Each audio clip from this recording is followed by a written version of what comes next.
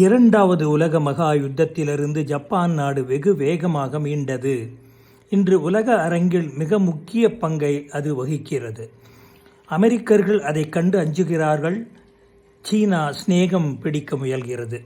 நம்முடைய நாட்டில் ஏன் சுதந்திரம் பெற்ற பல ஆண்டுகள் அத்தகைய கிடு மாற்றம் ஏற்படவில்லை? யோசியுங்கள்.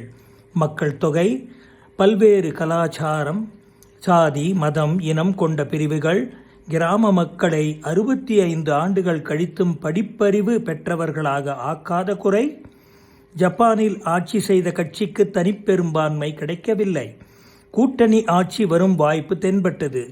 உடனே அரசாங்க எந்திரம் கூட்டணி ஆட்சியின் விளைவுகள் என்ன, குறைகள் என்ன, குறைபாடுகள் எப்படி, அந்த குறைபாடுகளை போக்கலாம் என்று ஆராய ஐரோப்பாவிற்கு ஒரு குழுவை அனுப்பியது.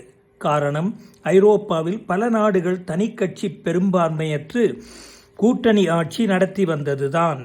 இதை ஆராய்ந்தார்கள். கூட்டணி ஆட்சியிடம் குறைகளை முன்கூட்டியே எதிர்பார்த்து அவற்றை போக்க திட்டம் தீட்டினார்கள். உடனே அவற்றை செயல்படுத்தினார்கள்.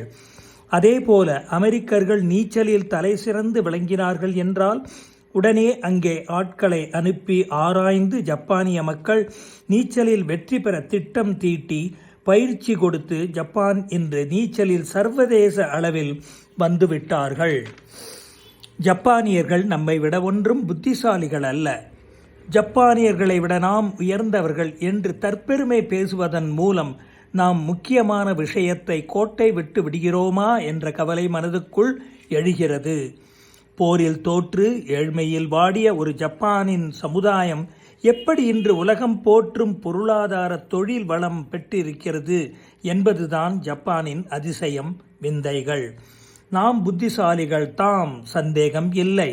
ஆனால் அவர்களிடம் காணப்படும் ஒரு கூட்டு மனப்பான்மை, கட்டுப்பாடு, எளிமை, பவ்யம், பிரச்சனைகளை அணுகும் விதம், மரியாதை, உழைப்பு, இவையெல்லாம் அவர்களிடம் இருக்கிற அளவுக்கு பிற சமுதாயத்தில் இல்லை என்பதுதான் நிதர்சனம்.